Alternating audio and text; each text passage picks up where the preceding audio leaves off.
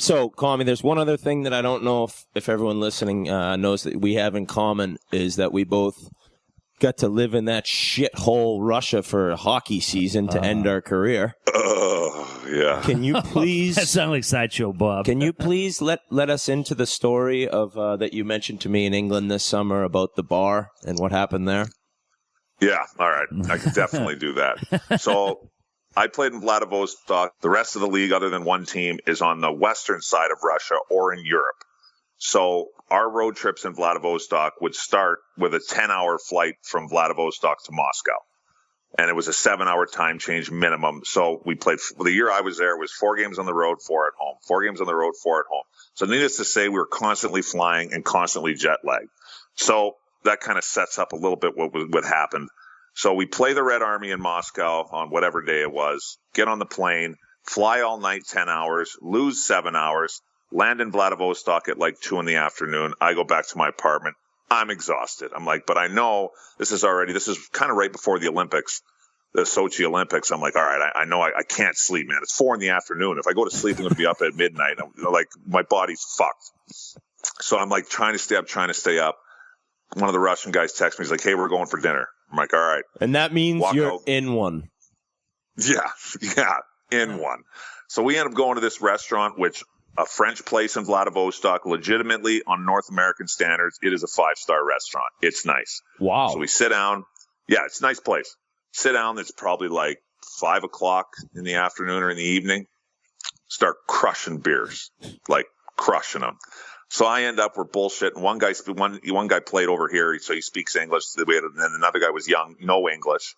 So we're like having a good time or whatever, crushing beers. I have like 4 or 5 like pieces of shrimp. Didn't really have much to eat. Smashing beers. Now it's like 8 o'clock or whatever. And Vodka honestly, I've thought about this a lot, man. Like, so we're leaving the restaurant. I pay the bill. And I for the life of me, I don't know how this started, but literally the next thing I know is I'm walking out of the restaurant, and all of a sudden I get jumped by 2 dudes, and I am in one, like just getting teed off on. So I'm like, what is going on? So I grab like one guy by the neck. I like push him up against the wall. His buddy's like just teeing off on me. I'm like, what the fuck is going on? So I like the guy that's pushing me. I like push him off, and then I just smash the guy up against the wall, break his nose. We end up going, the other guy grabs me. We end up going flying back into the restaurant. And I mean, like, tripping over tables. I started throwing chairs at the guys. The restaurant was busy, too, like packed. People are screaming, running out of the restaurant. The staff is petrified. They're running to the back corner. I'm running around. These dudes are chasing me. We are, like, big time in one. I'm kicking them. They're kicking me. I'd be just teeing off on one guy. The other guy comes in behind me, puts me in a chokehold. Like, total shit show. The young Russian, I found out the next day, he was in the bathroom. He said he came out. He said this through a translator, and I was just teeing off on a guy right in the entryway. So he ran out and left. He probably walked. So anyway, right out, I was gonna say. Oh, he took off. He like straight up left. The other guy stuck around with me.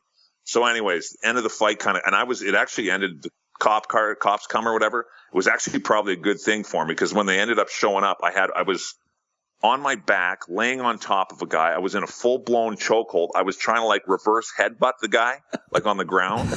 And his buddy was like, booting me in the face. Is this the KHL or Taken 3? I was definitely in one. Anyways, all of a sudden they bolt. And I'm like, oh, my God. So I, like, get up. I'm like, I look around I wish I would have taken, like, a panoramic, like, picture or videotaped it or something. This restaurant, like, there was nothing like broken, but like tables everywhere, chairs everywhere, cutlery all over the fucking place. It looked like most other restaurants in Russia. What's that? It looked like most other restaurants in Russia when you went back. Yeah, it looked like the rest of them. But yeah, anyways, ended up getting like thrown in the cop car, taken over to like the police station, thrown in a holding cell with like a bunch of Mongolian looking dudes, because we were basically like in Mongolia, China kind of area. And it ended up sitting there. They would come like yelling, passport. I'm like, yet passport, like no passport. And then I ended up like sitting there for probably 2 hours. The other guy was making phone calls trying to figure this out. And then like, so this dude in like a leather jacket, black leather jacket, a little bit darker skin, he like walked by the cell a couple times. I thought he was like an undercover cop or something.